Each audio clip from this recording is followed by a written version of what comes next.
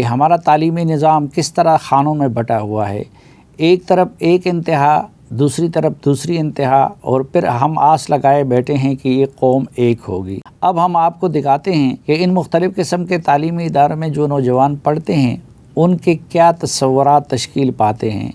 ہم نے چند بنیادی اور عامیانہ قسم کے سوالات ان طلباء کے سامنے رکھ کے تاکہ ہمیں یہ اندازہ ہو جائے کہ مختلف قسم کے تعلیمی اداروں میں پڑھنے والے طلباء کی سوچ کس طرح ایک دوسرے سے مختلف ہوتی ہے۔ مثلاً ہم نے پہلا سوال ان کے سامنے یہ رکھا کہ بڑے ہو کر وہ کیا بنیں گے۔ اس کا جواب دینی مدرسے کے طالب علم سے بھی لیا، اور یہ جواب انگلش میڈیم اسکول میں پڑھنے والے طالب علم سے بھی لیا، اور عام سرکاری اسکول میں پڑھنے والے طالب علم سے بھی اس سوال کا جواب لیا۔ آئیے ملاحظہ کرتے ہیں کہ وہ کیا فرماتے ہیں۔ میرا جو خواب ہے بڑے ہو کر وہ ایک لائر بننا ہے، ایک لاء کے پروفیشن میں جانا ہے اور پھر کارپوریٹ لاء میں اسپیشلائز کرنا ہے، کیونکہ میرا لاء کے پروفیشن سے بہت لگاؤ ہے اور یہ میری ڈریم ہے کہ I go into law and become a corporate lawyer. خاص طور پہ ہیومن رائٹس کا جو سیکشن ہے اس میں، بلکہ میں ابھی بھی کچھ این جی اوز کے ساتھ والنٹری ورک کر رہا ہوں ہیومن رائٹس کے لیے، اور میں اس کام کو بڑھانا چاہتا ہوں۔ میں بڑا ہو کر ڈاکٹر بننا چاہتا ہوں۔ اچھا، اور ڈاکٹر بن کے آپ کیا کریں گے؟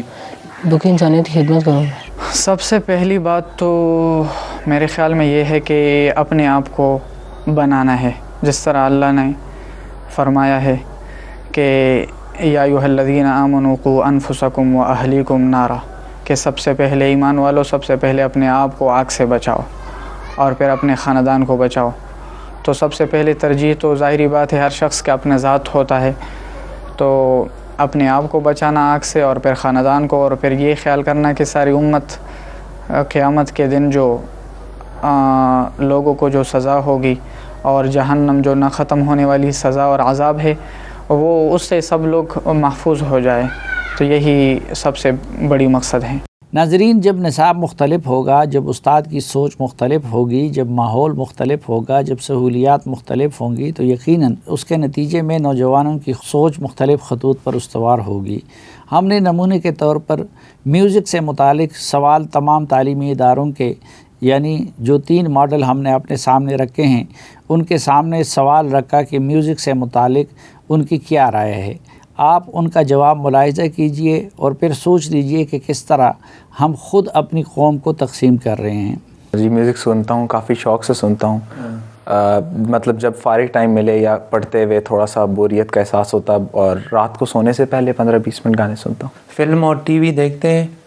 جی، موویز وغیرہ کا شوق ہے، کیونکہ ویک ڈیز میں تو اتنا ٹائم نہیں ملتا، تو پھر ویکینڈز پہ ہی ہوتا ہے کہ موویز وغیرہ کوئی دیکھوں۔ تو موویز میں انگلش موویز ہی دیکھتا ہوں، بالکل انڈین یا پاکستانی موویز تو بالکل نہیں دیکھتا۔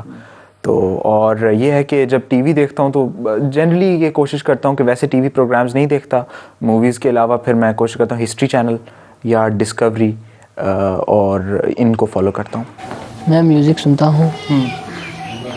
اچھا، کس کی میوزک سنتے ہیں؟ جو بھی ہے اس کو سن لیتا ہوں میں۔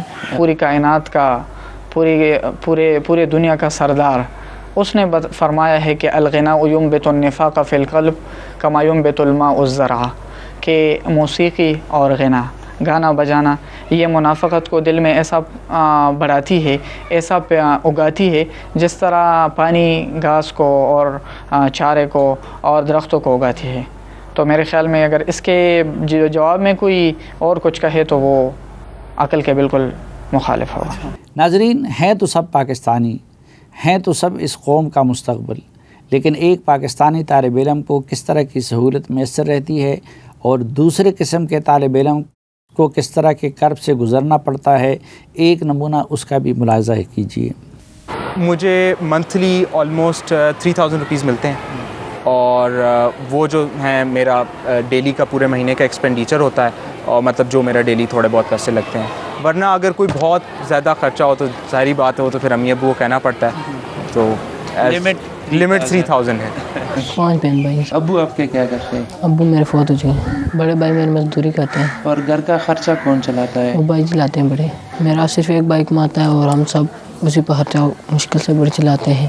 ناظرین، اگرچہ اس پرچم کے سائے تلے ہم ایک ہیں، لیکن اس پرچم کے سائے تلے رہنے والی قوم کا ایک فرد کیا خواب دیکھتا ہے، اس کا دوسرا طالب علم کیا تصورات رکھتا ہے اور تیسرے کے خیالات اور تصورات کیا ہے، ایک جھلک اس کا بھی ملاحظہ کیجیے۔